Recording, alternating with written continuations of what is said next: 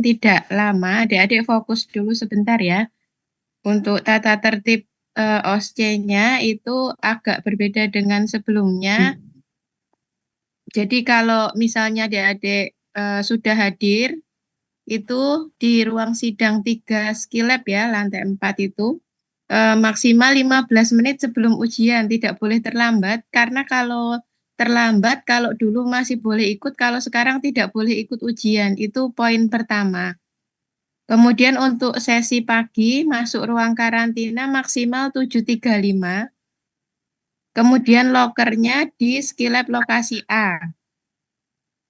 Sedangkan yang sesi siang, masuk karantina maksimal 9.35 dan lokernya di lokasi B, begitu. Ingat ya, 15 menit sebelum ujian tidak boleh terlambat, kalau terlambat tidak boleh ikut ujian. Oke, kita lanjut ke slide kedua. Kemudian yang ini sama, mahasiswa hanya boleh bawa jas lab dipakai, KRS sesuai semester, kalau perlu bawa handscoon sendiri. Nah, kalau misalnya melanggar, sanksinya nanti nilai responsi yang sudah adik-adik peroleh tidak dipakai untuk perhitungan. Jadi pakainya nilai OSCE aja. Kemudian yang lain-lain baju masih sama. Bisa dipahami ya? Kita lanjut ke poin berikutnya. Ini untuk aturan umum. Selama ujian tidak boleh berbicara dengan peserta lain meskipun sama-sama ada di luar sedang tidak mengerjakan soal, dilarang menjalin komunikasi. Kemudian tunggu aba-aba untuk berpindah. Sekalipun adik-adik sudah selesai mengerjakan di dalam stasiun, jangan keluar sebelum waktunya. Kemudian yang ketiga, KRS wajib dibawa. Di situ tertera kalau lupa bagaimana. Tapi itu merepotkan, jadi tolong jangan sampai lupa. Kemudian selanjutnya ke nomor 4 ya. Kertas dan bolpen sudah ada di ruangan. Jadi adik-adik tidak membawa bolpen maupun tidak membawa kertas. Artinya kalau adik-adik sampai membawa itu dianggap melanggar gitu ya. Nah, setelah selesai menulis baik itu resum anamnesis maupun menulis resep, diagnosis dan sebagainya, kertas coretan diserahkan kepada penguji. Kemudian bolpen jangan lupa dikembalikan ke meja, jangan sampai terbawa. Begitu, sudah jelas ya. Karena ini adik-adik semester 3 sudah 2 kali OSCE, saya kira sudah pernah ya kalau ini. Kemudian selanjutnya, untuk nomor kelompok ganjil, nomor kelompok ya, kelompok 1, 3, 5, dan seterusnya, lokasi di ruang A. Sedangkan yang genap di ruang B. Kemudian penempatan mahasiswa di awal memakai nomor urut sesuai kelompok masing-masing. Tidak boleh bertukar atau sukanya sendiri ya, nanti membingungkan siklus dan yang menilai. Kemudian ketika ujian dimulai, semua mahasiswa masuk ke ruangan sesuai dengan jumlahnya. Nah, nanti diperhatikan apakah di kelompok adik-adik jumlahnya itu 10, 9, 11. Nah, nanti ada penjaga yang mengatur siklusnya dan juga mengawasi supaya adik-adik tidak salah ruangan. Jika ada yang tidak hadir, maka penempatan tetap sesuai urutan awal. Biarkan yang tidak hadir itu tetap kosong, jangan dipepetkan, gitu ya. Kemudian adik-adik yang berada di stasiun istirahat, yaitu stasiun yang tidak ada soalnya, wajib duduk di kursi dan tidak boleh memindahkan kursi yang ada di dalam ruangan. Ini waktu ujiannya, karena adik-adik semester 3 waktunya 8 menit, dan untuk integrasi 2 kali bel atau 2 kali 8 menit. Untuk yang semester 1, khusus semester 1 hanya 14 menit untuk integrasinya dan yang lain 7 menit, begitu ya.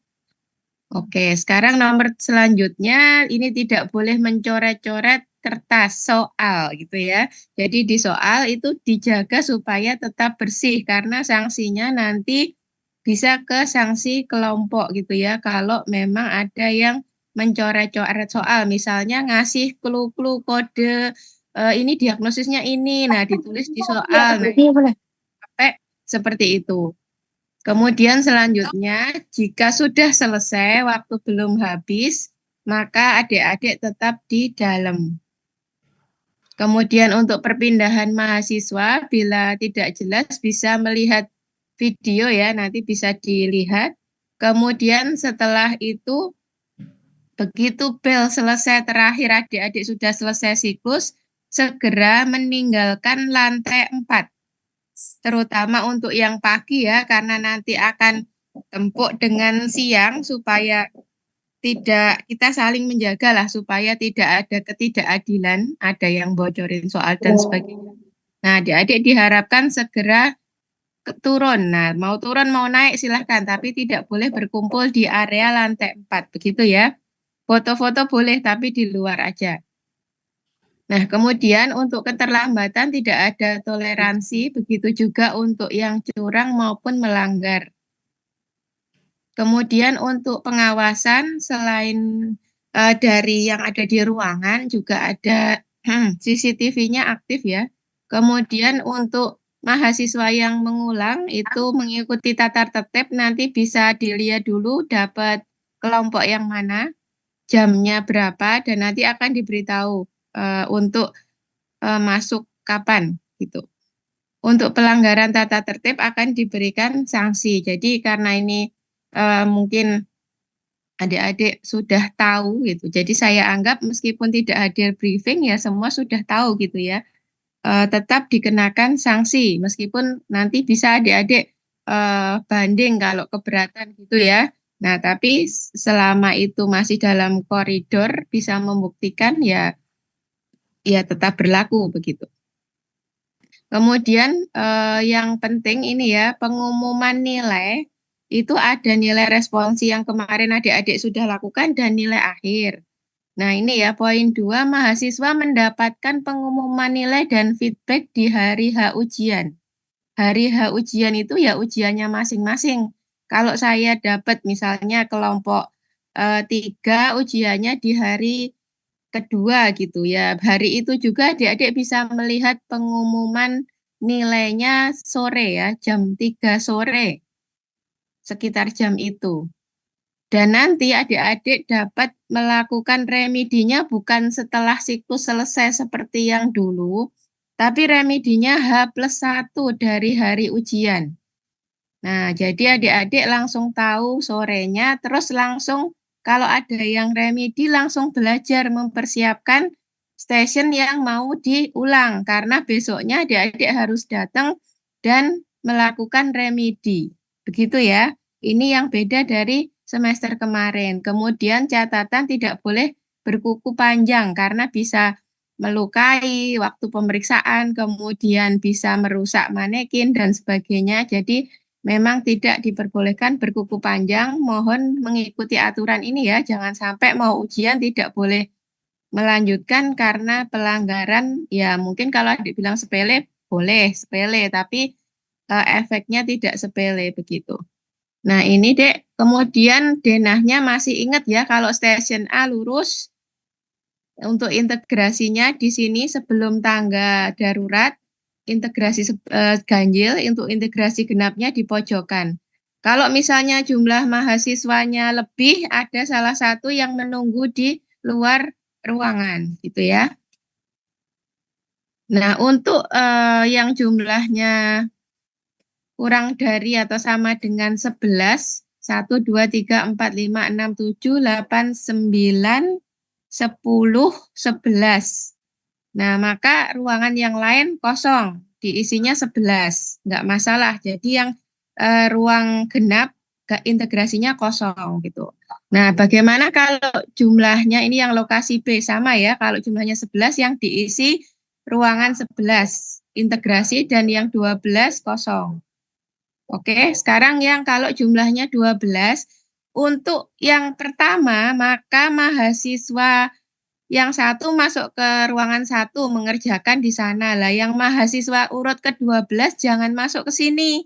tapi tetap duduk di luar.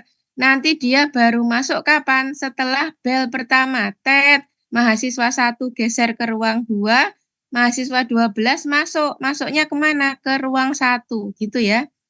Nah, terus apa yang terjadi? Nah, nanti supaya apa? Supaya mahasiswa nomor 10 ini dari sini dia masuk ke ruang 12 setelah bel yang pertama. Karena yang ini kan sudah selesai, dia geser ke sini. Sementara yang urut 11 masih mengerjakan di dalam karena 2 siklus. Gitu ya, paham ya? Jadi yang mahasiswa 12 di mana? Di luar dulu. Baru setelah 1 siklus masuk ke ruang 1. Paham? Oke, lanjut. Ini yang lokasi B juga sama, adik-adik. Yang mahasiswa 12 di luar dulu. Kemudian untuk jumlahnya 13, bagaimana? Nah, kalau jumlahnya 13, berarti ruangan 11, 12 isi. Nah, 11 isi. Tapi mahasiswa ke-8 bukan di ruang 8, tapi di luar dulu. Perhatikan ya, kalau jumlahnya 13, mahasiswa nomor urut 8 di luar dulu, yang 9 masuk ke ruang 8, 10, 11, 12 isi, kemudian yang mahasiswa urut 13 jangan masuk ke ruang 12. Pokoknya prinsipnya ruang 12 untuk yang pertama itu harus kosong. Jadi mahasiswa urut 13 harus menunggu di luar. Baru setelah bel tab, sekali waktunya geser, mahasiswa 13 masuk ke ruang 1, mahasiswa 1 ke ruang 2, mahasiswa 7 keluar, duduk di luar, mahasiswa 8 baru mulai ke ruang 8. Begitu ya. Prinsipnya untuk pertama ruang 12 harus kosong dulu. Kemudian untuk ruang B sama ya, prinsipnya sama. Mahasiswa dari sini 6, mahasiswa 7 yang di lokasi B di luar. Bedanya mungkin itu ya, kalau tadi mahasiswa 8, ini mahasiswa 7, karena posisinya sih, Dek. Tapi prinsipnya sama, 12 yang pertama harus kosong. Oke, itu Dek untuk tata tertibnya. Untuk teknisnya sudah paham ya. Kalau untuk materinya apa aja? Coba Dek, siapa nih? Ngecek. Ini nggak ada namanya semua, saya manggilnya gimana ya? Kok titik ini? Titik ini apa, Dek? Ada macam-macam ya. Ada pemeriksaan semester 3 itu kan ada sendi, ada sendi, joint and spine. Itu bisa yang vertebra, bisa yang ekstremitas superior, bisa yang ekstremitas inferior. Jadi sedapatnya begitu. Kemudian apalagi resep dan inform consent ya. Resep dan edukasi dan inform consent ya, Dek ya. Sorry. Apa, Dek? Rekam medik dan resep gitu ya. Nah, itu juga dipelajari gitu. Nah, untuk lembarnya sudah ada, lembar inform konsennya, lembar resepnya juga sudah ada. Nanti adik-adik tinggal mengisi sesuai dengan yang data yang ada di soal. Jadi nanti inform konsen lagi. Resepnya bukan ada pasiennya, tapi adik-adik membaca hasil data, hasil anamnesis pemeriksaan fisik sudah ada, tidak ada pasien ya. Nanti adik-adik begitu masuk ruangan tidak ada pasien, jadi langsung mengerjakan soal yang ada di meja. Adik-adik membaca, membuat resume di lembar rekam medis, kemudian ada perintah juga membuat resep, tulis di lembar resep, begitu ya, jelas ya? Jelas. Kemudian untuk yang pemeriksaan apa tadi? Sendi ya, Dek ya. Itu perintahnya dibaca, disuruh aktif, disuruh pasif, atau disuruh aktif, terus kalau tidak bisa baru dipasifkan. Kemudian dibaca juga suruh nganamnesis atau cuma suruh langsung melakukan. Ingat adik-adik yang nggak lulus dulu itu bukan karena nggak bisa, tapi karena nggak hati-hati baca soalnya. Jadi misalnya sudah ada datanya, terus tidak disuruh nganamnesis, tapi malah nganamnesis panjang lebar, akhirnya nggak selesai gitu ya. Jadi sayang gitu. Kemudian apalagi Dek topiknya untuk yang integrasi ya. Integrasi belajarnya karena adik-adik baru dapat penyakit tropis ya, belajar terkait dengan keluhan demam, kemudian terkait keluhan apalagi yang sudah pemeriksaan apa saraf gitu ya. Saraf dasar kan sudah gitu ya. Jadi ya sekitar itu yang keluar misalnya demam, dedenya apa aja, nyeri kepala, dedenya apa aja gitu. Yang jelas yang diberikan itu yang adik-adik pelajari sesuai dengan apa namanya yang sudah dipelajari di blognya begitu kasusnya. Jadi jangan overthinking juga ya. Terus apa lagi, Dek? Ya, kalau integrasi poin terbesar ada di anamnesis dan pemeriksaan fisik ya, ingat ya. Jadi diagnosis benar, tapi kalau pemeriksaan fisiknya nggak sungguh-sungguh, misalnya nggak buka baju pasien benar-benar dengan apa nempelkan suhu, nggak dinyalain dulu, kemudian nempelkan termometer nggak di kulit tapi di atas baju, itu jelas salah gitu. Jadi nggak lulusnya mungkin karena nilai bobot di pemeriksaan fisiknya itu besar, 3 gitu ya bobotnya, terus adik-adik melakukan nggak sungguh-sungguh akhirnya dinilai salah gitu atau melakukan tapi nggak sempurna jadi cuma 1 poinnya gitu. Jangan melakukan kesalahan konyol yang seharusnya bisa dihindari. Terus lagi ada yang kemarin di semester 5 juga sama, tidak bisa memasang manset tensi dengan benar karena mansetnya yang diselip-selipin itu bukan yang kelihatan, bukan yang lengket itu ya. Jadi masangnya nggak benar, nggak rapi, nggak kencang, akhirnya gembungnya salah atau malah fatalnya lagi masangnya kebalik harusnya selangnya itu di atas pas arteri brachialis itu malah dipasang di samping atau di bawah. Hal-hal kayak gitulah dek yang bikin kadang sayang gitu loh. Masa seperti itu gitu yang bikin nilainya jatuh gitu ya. Jangan sampai kalau memang belum pernah atau belum pernah nyoba sendiri minimal tahulah ya dari video dari tutorial di buku cara masang tensi untuk yang panjang itunya, talinya itu bagaimana begitu. Itu ya. Kemudian juga ketika selesai meriksa nih, adik-adik itu bisa dianggap meriksa sampai benar itu bukan hanya sekedar megang tensi di entut-entut-entut. Nah, terus setelah itu nanya ke dosennya, bukan seperti itu, Dek. Jadi kamu yang mendengarkan dulu, menginterpretasi eh, itu berapa hasilnya. Sama juga termometer, bukan kamu cuma masang terus langsung nanya hasilnya berapa, Dok, suhunya. Nah, yang meriksa siapa? Saya atau kamu gitu. Kalau kamu meriksa bisa dianggap bisa meriksa dengan benar, tentu kamu baca suhu yang ada di termometer itu benar, misalnya masangnya dipasang sampai berbunyi titit titit. Nah, kan kayak gitu ya. Terus kamu baca angkanya. Kamu sebutkan gitu, 36, 35,5 atau berapa. Begitu juga kalau kamu pas meriksa tensi, bukan kamu cuma tensi terus nanya hasilnya, itu bukan meriksa namanya, itu bermain-main dengan tensi. Lalu nggak bisa ketemu hasilnya. Ingat ya, ini ada 158. Kalau sampai besok ada laporan dari penguji, ini mahasiswanya belum menginterpretasi hasil, sudah langsung nanya. Nah, awas aja ya kalau sampai masih terjadi seperti itu gitu.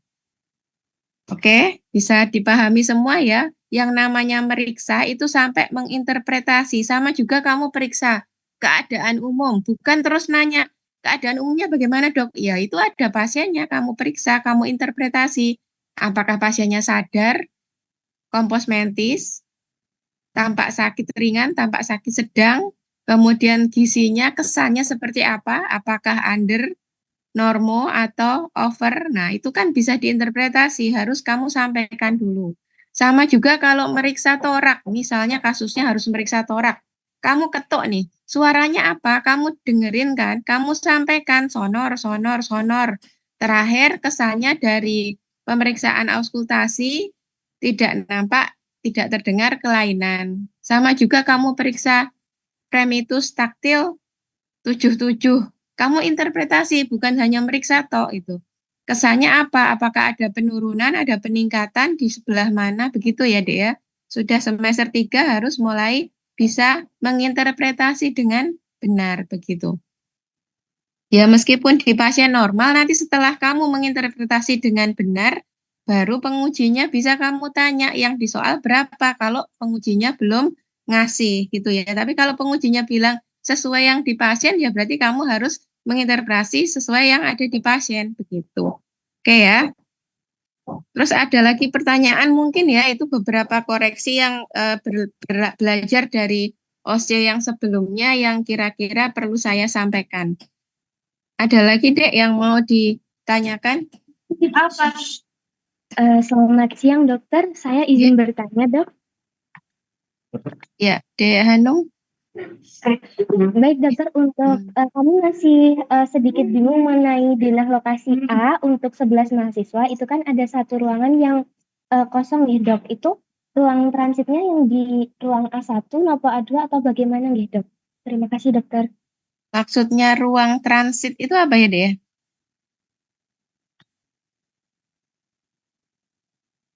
Halo? Eh, untuk Yang ruang di 11, ini toh, sebentar. 11. integrasi, dokter. Yang integrasi, yang 11. Nggih, yang Hmm. lokasi A. Oh, yang lokasi A, ya. Ini kan Iya, dok. mahasiswa 1, mahasiswa 2, 3, 4, 5, 6, 7, 8, 9, 10, 11. Kan habis kan mahasiswanya? Nggih, Betul dokter. nggak? Nah, makanya kan 12 kosong. Lah nanti begitu ini sudah selesai satu siklus, tet, kan gitu ya. Satu pindah ke dua, dua pindah ke tiga, dan seterusnya. 7 pindah ke 8, yang 10 pindah ke mana? Yuk, Dek. Hanum. Pindah ke 12, dokter. Betul, pindah ke 12. Makanya untuk yang pertama 12-nya kosong kan, harus disediakan kosong karena nanti 10 bakal pindah ke 12. Yang 11 tetap dulu karena dua siklus gitu ya, Dek ya. Eh, berarti nanti untuk yang ruangan 1 sama 2 itu sama-sama kosong ya, dok? Sama-sama fase istirahat. 1 dan 2 sama, oh ini toh, ini kamu mempermasalahkan soalnya ini toh. Nggih, dokter. Bukan, ini tuh ya ini untuk tulisan dilalahnya pas ada tulisannya ya, Dek ya. Tapi ini jangan digagas, Dek, station 1, 2, 3, 4, oh kurang satu. Harusnya kan station 1 bisa di sini, bisa di sini ya. Ini belum tentu kosong ya, Dek ya. Jadi bisa aja station satunya mulai dari ruang 1. 1, 2, 3, 4, 5, 6, misalnya kayak gitu. Atau mulai dari stasiun ruang 2, stasiun 1, 2, 3, 4, 5, 6, gitu juga bisa. Jangan mempermasalahkan tulisan stasiunnya ini. Yang penting lokasinya di ruangan ini, itu aja sih. Begitu. Baik, dokter. Terima kasih banyak, dok. Ya, oke.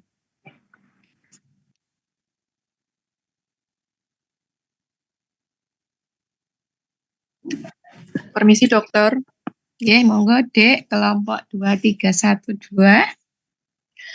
izin bertanya nanti yang untuk di stase wound care itu kan ada langkah irigasi luka. Nah Mm-mm. itu untuk irigasinya nanti kita benar-benar melakukan pakai NaCl-nya itu kita benar-benar kita basahin atau gimana ya dok? Soalnya kalau misalkan Ya, kita basahin, kalau maaf dokter kalau misalkan kita basahin kan berarti nanti kainnya basah apa buat di teman selanjutnya nanti itu gimana dok? basahnya irigasinya jangan gerojok benar-benar banyak ya.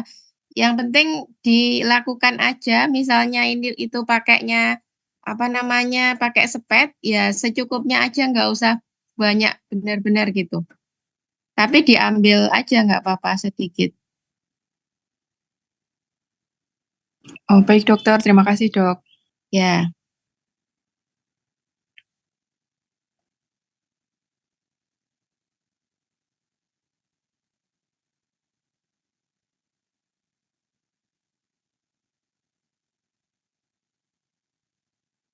Terkait masalah remedinya sehari sesudahnya ada yang mau komen, Dek?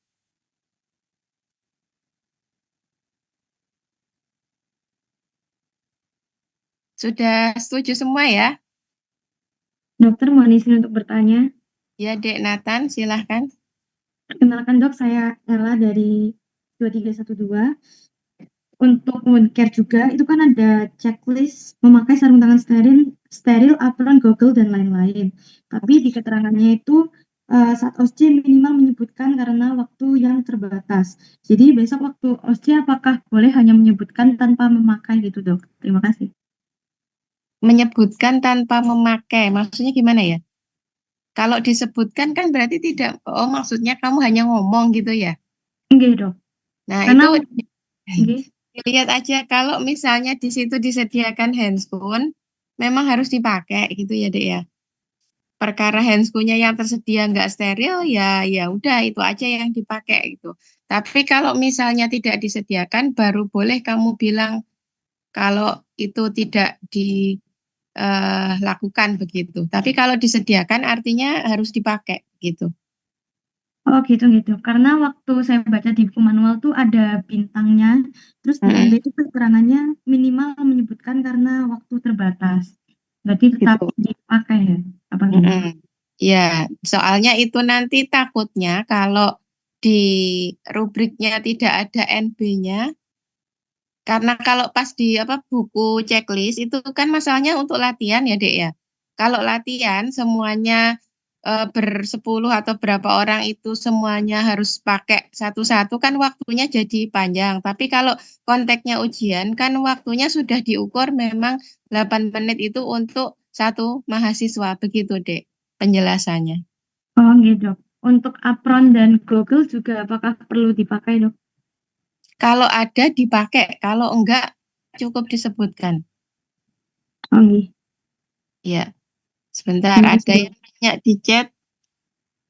Izin bertanya jika OSCE hari terakhir artinya remedi juga H-1 nggih.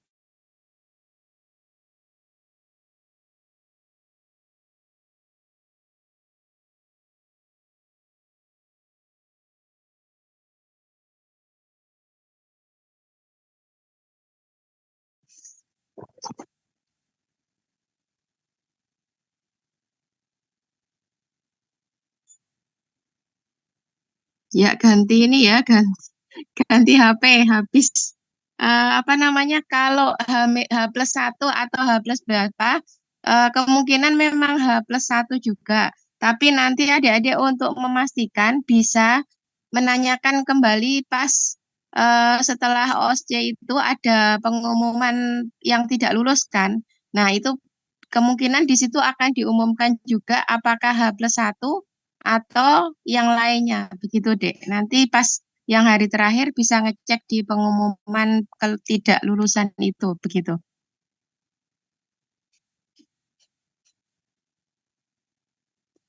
Sudah jelas ya, Dek?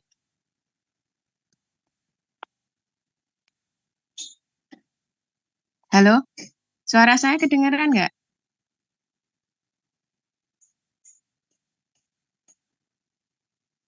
Terdengar, Di dokter. ya, oke. Di join Aspen ada pemeriksaan swabber tes vertebra memakai probandis menggunakan spidol atau diasumsikan saja. Oke, ini nanti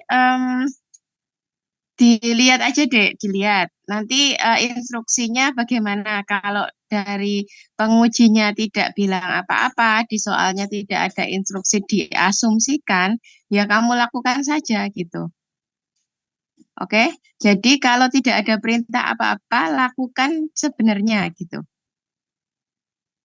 Kecuali pas kamu mau melakukan nih pengujinya, stop dek, jangan ditandai benar, kamu kira-kira aja di situ kayak gitu. Misalnya gitu ya baru dikira-kira, tapi selama tidak ada instruksi ya dilakukan aja, begitu ya.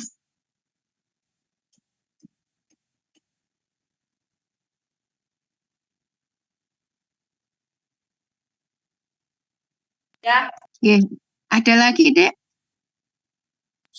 Permisi dokter, izin bertanya lagi. Oke. Untuk mekanisme remedinya itu nanti bagaimana gitu, dok? Kan kita ikut di hari selanjutnya, berarti itu nanti kita masuk ke siklus di hari selanjutnya atau bagaimana, dok? Ya, di hari selanjutnya nanti kan di sore harinya itu ada pengumuman. Nanti keluar juga nanti kamu kelompok berapa atau kalau enggak minimal nanti kan paginya kamu bisa tanya di admin ya. Nanti saya nunggu di mana atau di A atau B, terus nanti biasanya dikasih tahu kalau sudah waktunya mendekati mau masuk begitu. Tapi memang kamu harus datang dari awal, jangan datang di tengah-tengah gitu. Oh, baik dokter, kalau untuk skenario yang dipakai berarti mengikuti skenario di hari selanjutnya gitu nggih, dok? Iya, betul. Skenarionya ngikut yang kelompok yang pas kamu hadir. Kan belum tentu pagi, belum tentu siang, tapi yang jelas kamu lihat pengumumannya kapan kamu dijadwalkan gitu ya. Kemudian ini ada yang ngechat saya untuk stase join and spine itu perlu mengawali dengan pemeriksaan regio atau tidak. Kemudian pemeriksaan ROM perlu diukur sudutnya enggak. Oh ya, untuk ROM itu tidak perlu diukur ya, Dek ya. ROM-nya tidak perlu diukur, hanya di soal itu hanya pemeriksaan gerak. Nah, geraknya nanti dibaca ya, suruh aktif apa aktif atau pasif kalau tidak bisa aktif begitu. Kemudian untuk pemeriksaan regio, nah itu silahkan. Kalau misalnya kamu mau mendahulukan pemeriksaan regio yang terkena, kan legiartisnya diperiksa regio sehat dulu, kemudian yang sakit. Jadi misalnya keluhannya di siku kanan, berarti yang kamu periksa siku kiri dulu, baru dibandingkan siku kanan gitu ya. Nah, aktif dulu, kalau tidak bisa aktif, kamu pasifkan, kan gitu kan. Nah, terus baru periksa regio yang lain. Nah, apakah regio sikunya harus diulang? Ya enggak lah ya, kan tadi udah diperiksa. Atau kamu tetap urut dari pemeriksaannya, tidak dari regio yang sakit dulu, ya boleh aja sih, tapi sebaiknya kita memfokuskan pemeriksaan pada regio yang sakit, tapi yang sehat dulu yang diperiksa, begitu ya. Oke, mungkin itu jawaban saya begitu, Dek. Ada lagi?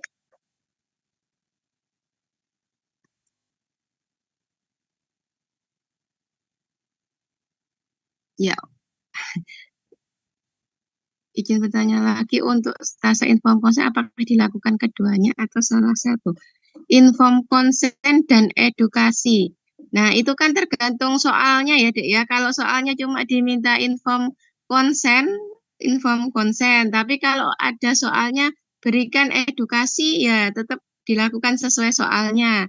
Kalau dapatnya soal edukasi, ya berarti edukasi gitu. Dibaca soalnya ya. Jangan berasumsi begini begitu, tapi dibaca soalnya. Izin menanyakan fooling test, apakah tetap dilakukan? Enggak ada di checklist. Fooling test, ada yang ngajarin fooling test ya? Kalau di checklist enggak ada, ya enggak. Oke, ada lagi sampai 13.50 ya?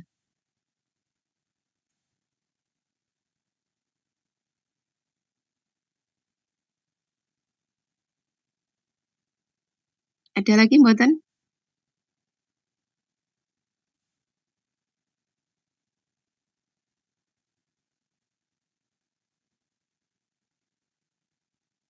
Oke, kalau tidak ada, mungkin masih banyak kesempatan ya untuk memperdalam materi. Ya, silahkan deh, ada lagi?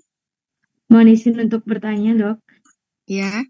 Nen Ella dari B2, mohon izin untuk bertanya, untuk stase yang rekam medis dan resepan, itu untuk resepnya kita cukup menulis gitu ya, Dok ya? Menulis Iya, resepnya menulis. tidak perlu menyebutkan atau mengedukasi tentang resepnya gitu ya, Dok? Sepertinya kalau di soal tidak mengedukasi, hanya menulis. Oh gitu, berarti cuma menulis rekam medis, lalu menulis resepnya juga, terus sudah dikumpulkan gitu saja gitu. Iya, sudah dikumpulkan ke penguji yang ada di situ. Baik dokter, terima kasih banyak.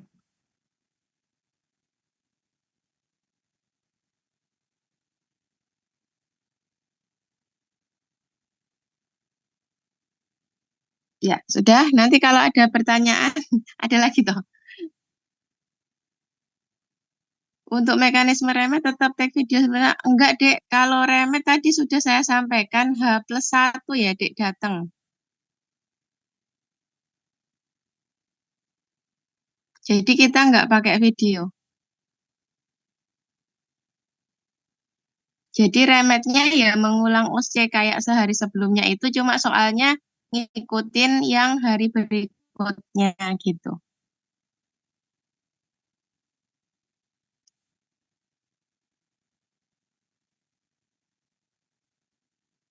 Sudah jelas?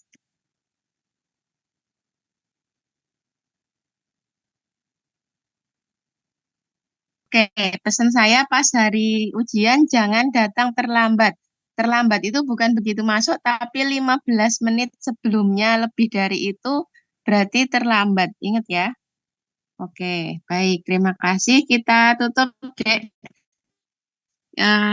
Untuk hari ini, terima kasih banyak. Mohon maaf ya tadi kendala teknis karena ternyata Zoom-nya itu kalau yang tidak lisensi itu hanya bisa 100, saya baru tahu. Oke.